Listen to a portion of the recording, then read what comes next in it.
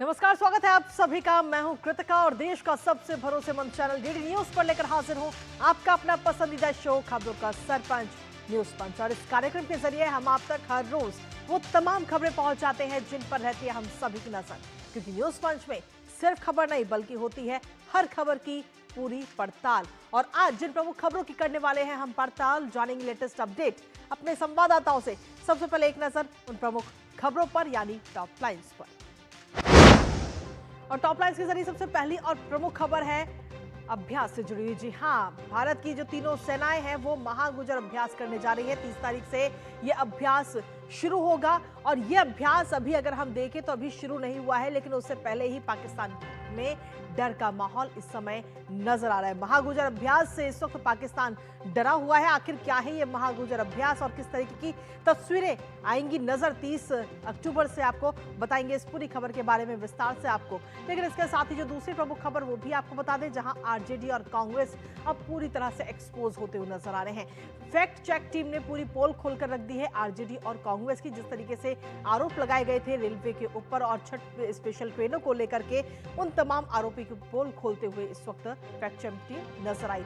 किस तरीके से ये पोल खोली गई है बताएंगे इस बारे में भी। लेकिन इसके साथ ही जो तीसरी प्रमुख खबर है वो ये है कि पाकिस्तान और अफगानिस्तान इस समय आमने सामने है। हालांकि शांति वार्ता का जो दूसरा दौर है वो आज भी जारी है और आज उम्मीद है कि इस शांति वार्ता में कुछ समाधान निकलकर सामने आएगा। लेकिन जहां एक तरफ शांति वार्ता जारी है, वहीं दूसरी तरफ पाकिस्तान के रक्षा मंत्री की तरफ से अफगानिस्तान को सख्त चेतावनी दे दी गई है। आखिर क्या ये चेतावनी दी गई है और क्यों दी गई है, किसने ये चेतावनी दी है, बताएंगे इस पूरी खबर के बारे में विस्तार से आपको। तो चलिए शुरुआत करते हैं आज न्यूज पंच की पहली और प्रमुख खबर के साथ।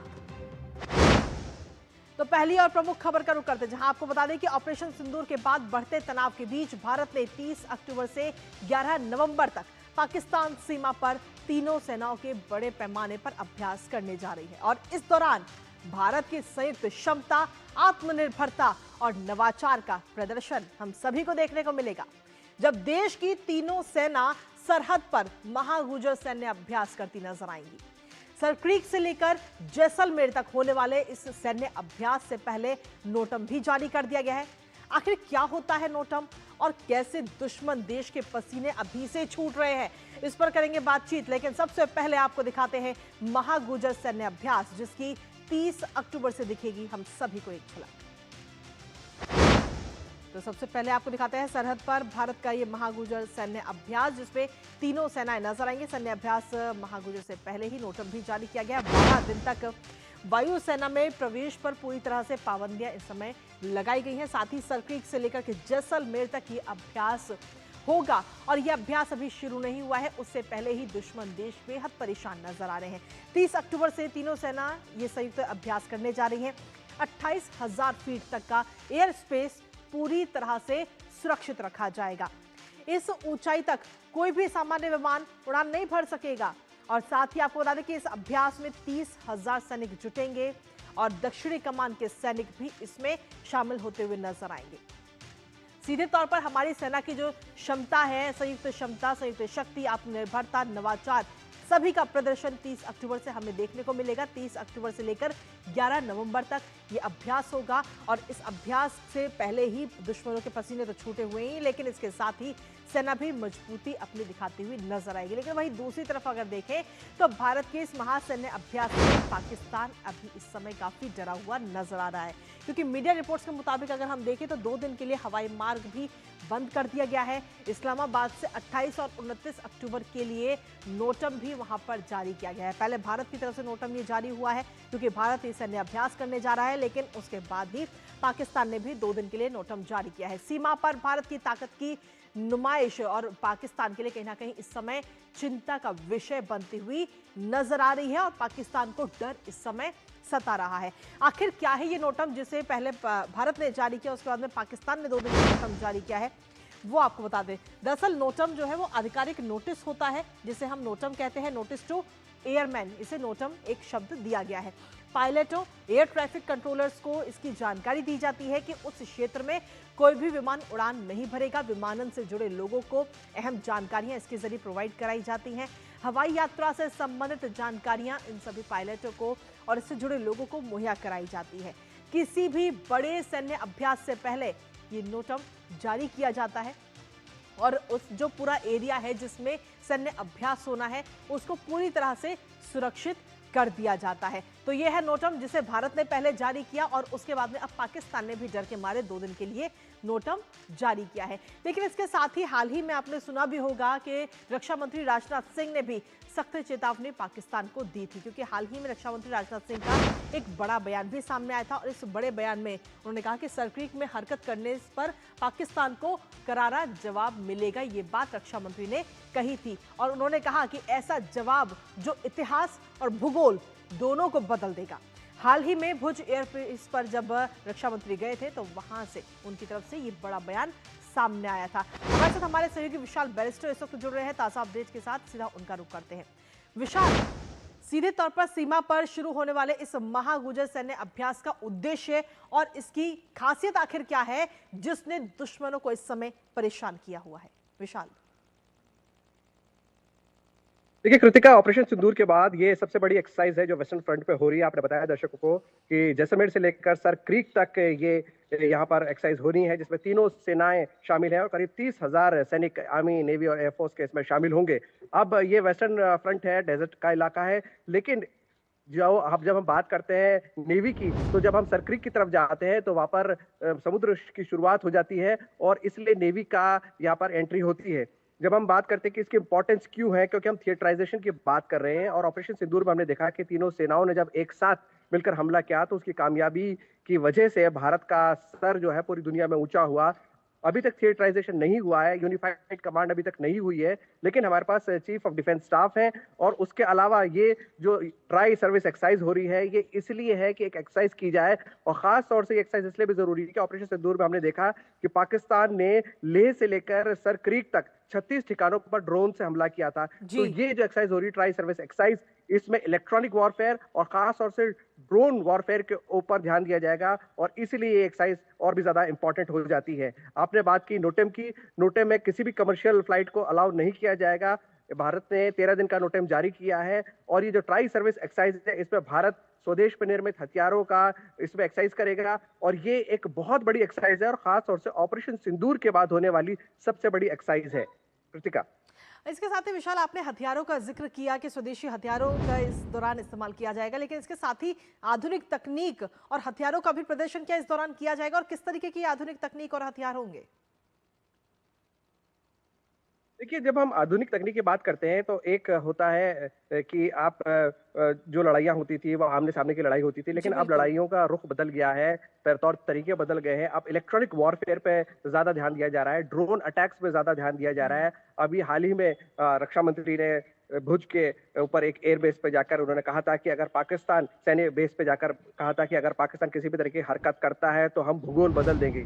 सर क्रीक का जो विवाद है वो बहुत लंबा विवाद है, 1908 से ये चला आ रहा है, गुजरात और सिंध के बीच में ये विवाद चला आ रहा है। ये प्री ब्रिटिश एरा की मैं बात कर रहा हूँ, ब्रिटिश एरा की बात कर रहा हूँ, माफ कीजिएगा। और तब से ये लड़ाई, तब से ये विवाद चल रहा है और ये एक मार्शी लैंड है, 96 किलोमीटर का ये जो इलाका है ये एक बड़ा ही दलदली इलाका है जो लैंड और सी को जोड़ता है और इसके अंदर ऑयल एंड गैस का भंडार है। इसलिए पाकिस्तान की एक्टिविटी के मद्देनजर भारत इस पर नजर बनाए हुए है और 65 की लड़ाई में और 71 की लड़ाई में पाकिस्तान को मिल चुका है, लेकिन पाकिस्तान अपनी हरकतों से बाज नहीं आ रहा है।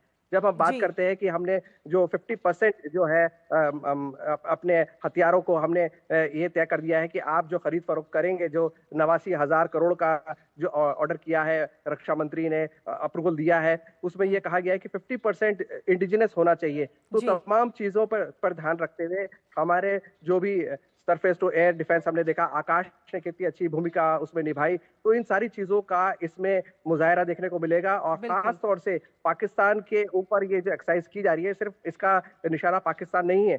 जब हम बात करते हैं ट्राई सर्विस एक्सरसाइज की तो हमें अपनी फौजों को टू फ्रंट अटैक के लिए रेडी रखना होगा और इसलिए पाकिस्तान और चीन के मद्देनजर ये एक्सरसाइज बहुत ज्यादा इंपॉर्टेंट है। बहुत बहुत शुक्रिया तमाम जानकारी हमारे साथ साझा करने के लिए विशाल। के साथ चलिए अब रुक करते हैं हमारी अगली महत्वपूर्ण खबर का, जहां आपको बता दें कि सूर्य की उपासना का महापर्व छठ का आज दूसरा दिन है और छठ के इस पर्व को ध्यान में रखते हुए सरकार ने, रेलवे ने 12,000 से ज्यादा स्पेशल ट्रेनें चलाई। ताकि लोग समय रहते ही अपने परिवार के पास पहुंच सकें और परिवार के साथ छठ का ये त्योहार मना सकें। लेकिन वहीं दूसरी ओर बिहार में विधानसभा चुनाव प्रचार का शोर भी है और ऐसे में राजनीतिक दल एक दूसरे पर लगातार हमले करने में कोई मौका नहीं छोड़ रहे, कोई कोर कसर नहीं छोड़ रहे हैं। यहां तक कि छठ स्पेशल ट्रेनों का भी मुद्दा बनाने की कोशिश की गई। दरअसल आरजेडी और कांग्रेस ने छठ स्पेशल ट्रेनों को लेकर झूठे दावे किए, जिनका पर्दाफाश खुद रेलवे ने भी किया। साथ ही लालू यादव और राहुल गांधी को करारा जवाब भी दिया। आखिर आरजेडी और कांग्रेस ने क्या कुछ दावे किए थे और रेलवे ने क्या दिया जवाब, बताएंगे आपको, साथ ही करेंगे चर्चा। लेकिन उससे पहले आपको दिखाते हैं झूठ का पर्दाफाश। तो आरजेडी कांग्रेस के जो झूठे दावे थे, रेलवे ने पूरी तरह से अब एक्सपोज कर दिया है और रेलवे सामने लाया आरजेडी कांग्रेस का ये देश विरोधी चेहरा। फैक्ट चेक करके एक्सपोज किया गया है। जो दावे किए गए थे आरजेडी और कांग्रेस की तरफ से, फैक्ट चेक करके वो पूरा एक्सपोज किया गया। सोशल मीडिया के जरिए भ्रामक जानकारियां फैलाई जा रही थी, अफवाहें फैलाई जा रही थी, लेकिन अब उनका पर्दाफाश हो चुका है। विपक्ष रेलवे के दावे को लगातार झूठ बता भी रहा था और लेकिन अब कहीं ना कहीं विपक्ष जो है वो खुद ही एक्सपोज हो चुका है। राहुल गांधी समेत लालू यादव समेत कई नेता लगातार गुमराह कर रहे थे आम लोगों को। सोशल मीडिया पर भी कई तरीके की पोस्ट की जा रही थी और छठ पर्व के नाम पर राजनीति करने का भी आरोप इस दौरान नजर आया। लेकिन किस तरीके से रेलवे ने आईना दिखाया है इस वक्त महागठबंधन को, या यूं कहें कि कांग्रेस और आरजेडी को, वो आपको बताते हैं।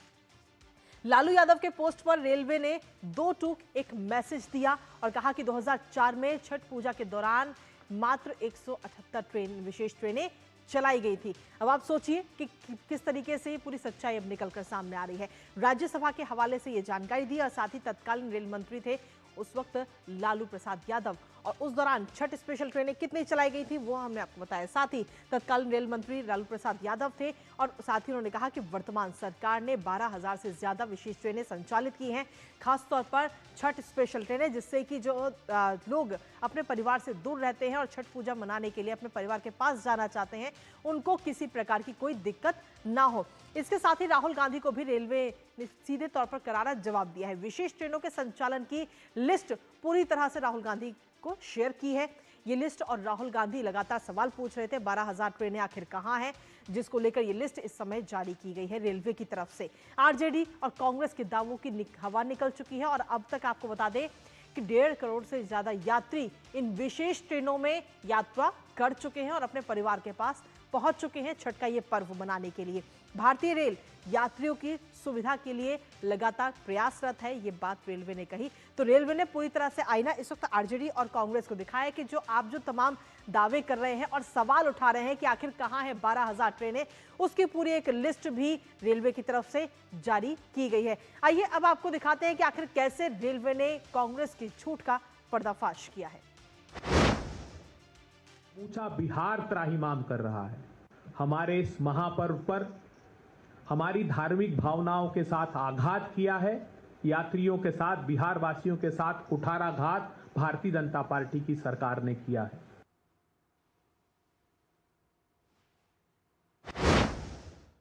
पहले बड़ा अच्छा लगा कि प्रधानमंत्री जी ने, रेल मंत्री जी ने घोषणा किया कि 12,000 ट्रेनें चलाई जाएंगी और लोगों को अच्छी तरीके से बिहार भेजने की व्यवस्था की जाएगी।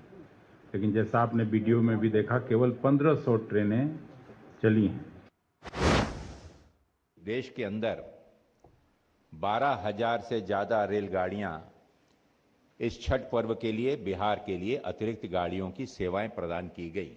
लेकिन प्रश्न इस चीज का आता है कि जबकि देश में कुल ट्रेन गाड़ियों की संख्या ही जो पूरे देश में चलती है वो 13,452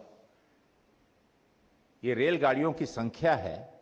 मैं समझता हूं कि ये बिहार वासियों का घोर अपमान है। तो विपक्ष की तरफ से तमाम जो दावे किए गए थे उन दावों की पोल खोली गई और रेलवे की तरफ से खुद जवाब इनका दिया गया है। लेकिन जहां एक तरफ रेलवे ने जवाब दिया, वहीं दूसरी तरफ जो यात्री इन ट्रेनों में यात्रा कर रहे हैं उनकी तरफ से भी अपनी अपनी प्रतिक्रियाएं सामने आई हैं और उन्होंने, यात्रियों ने क्या कुछ कह रहा है रेलवे की इन सुविधाओं को लेकर और रेलवे की स्पेशल ट्रेनों को लेकर, वो आपको सुनाते हैं। मैं दिल्ली से बिहार जा रही हूँ। नई दिल्ली में मैं खड़ी हूँ। बहुत अच्छा व्यवस्था है, साफ सुथरा भी सब सही है, सीट भी अच्छे से मुझे मिल गई है। हम लोग छठ मनाने के लिए जा रहे हैं और ट्रेन में भी और मतलब हर सुरक्षा भी बहुत अच्छा किया है। काफ़ी नई ट्रेनें और स्पेशल ट्रेनें चलाने की वजह से सुविधा महसूस हुआ। ट्रेन में भीड़ भाड़ तो नहीं थी और चूँकि ट्रेनें बढ़ाई गई है इसकी वजह से काफ़ी सुविधा दिखने को मिला। रेल मंत्रालय को धन्यवाद देना चाहूँगा और मुझे एक नए भारत, स्वर्ण युग भारत का सपना दिख रहा है। तो बिहार में इस समय राजनीतिक माहौल तो गर्म है ही, लेकिन वहीं दूसरी तरफ छठ के लिए जो स्पेशल ट्रेनें चलाई गई उन पर भी सवाल खड़े किए गए महागठबंधन की तरफ से, जिन पर पूरी पोल उनकी अब खुल चुकी है और सच्चाई खुद सामने आ चुकी है। जब जमीनी स्तर पर जो यात्री इन ट्रेनों में यात्रा कर रहे हैं उन्होंने ही पोल खोल दी है, साथ ही रेलवे ने भी पूरी सच्चाई सभी के सामने रखी है। नजर इस खबर पर लगातार बनी रहेगी, लेकिन इसी बीच रुकेंगे न्यूज पंच में एक छोटे से ब्रेक के लिए। आप बने रहिए हमारे साथ। MDH का किचन किंग किचन में हो तो हम सब कुछ बना सकते हैं। बैंगन का भरता, आलू गोभी, भिंडी मसाला और भी बहुत कुछ। MDH। जब धरती चीर कर निकलता है लोहे का पत्थर और मिलता है मोंगिया के जोश से, फिर तपता है, पिघलता है और बनता है फौलाद। अब होता है सरिया सारी खूबियों के साथ। मोंगिया स्टील, मजबूत देश का मजबूत सरिया। और चलिए न्यूज पंच में अब रुक करते हैं हमारी तीसरी महत्वपूर्ण खबर का अंतर्राष्ट्रीय जगत से जुड़ी, जहां तुर्की की राजधानी इस्तांबुल में पाकिस्तान और अफगानिस्तान के बीच दूसरी हाई लेवल और राजनीतिक वार्ता बीते कल करीब 9 घंटे तक चली। दोनों पक्षों ने सीमाओं पर तनाव घटाने पर सहमति भी जताई। हालांकि कोई औपचारिक समझौता इस दौरान नहीं हुआ है, लेकिन बातचीत ने रिश्तों में आई खटास को अस्थायी तौर पर थोड़ा सा कम जरूर किया। जहां एक और ये शांति वार्ता जारी है, तो वहीं दूसरी ओर लगता है कि पाकिस्तान जंग चाहता है, क्योंकि पाकिस्तान के रक्षा मंत्री की तरफ से एक ऐसा बयान सामने आया जो कई सवाल खड़े कर रहा है। पाकिस्तान शांति चाहता है या जंग? दरअसल पाकिस्तान के रक्षा मंत्री ख्वाजा आसिफ ने अफगानिस्तान को धमकी देते हुए कहा कि अगर इस्लामाबाद और काबुल के बीच चल रही बातचीत पूरी नहीं होती है तो पाकिस्तान अफगानिस्तान के साथ खुली जंग करेगा। अब इस बयान के क्या मायने हैं, जानेंगे अपने संवाददाता से। उससे पहले आपको दिखाते हैं पाकिस्तान की अफगानिस्तान को ये वार्निंग।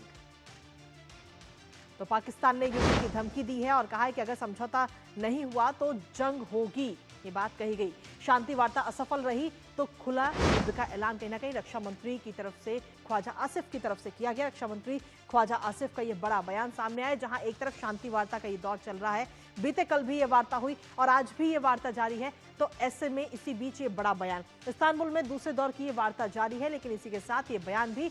तो ऐसे में सवाल ये उठते हैं कि क्या पाकिस्तान जंग चाहता है या फिर शांति चाहता है? शांति वार्ता के बीच ही रक्षा मंत्री की तरफ से ये चेतावनी दी गई। बीते कल भी लगभग 9 घंटे की करीब बातचीत हुई है, लेकिन उसका कोई परिणाम नहीं निकला है। इससे पहले अगर हम देखें तो दोहा में 18 और 19 अक्टूबर को पहले दौर की वार्ता हुई थी और दोनों के बीच में कतर ने मध्यस्थता कराई थी और उस दौरान भीषण झड़पों के बाद में तत्काल युद्ध विराम पर सहमति बनी। दोनों देशों के बीच फिलहाल अभी शांति कायम है, लेकिन इसके साथ ही खुली जंग की चेतावनी ख्वाजा आसिफ की तरफ से दी गई, जो कि पाकिस्तान के रक्षा मंत्री हैं।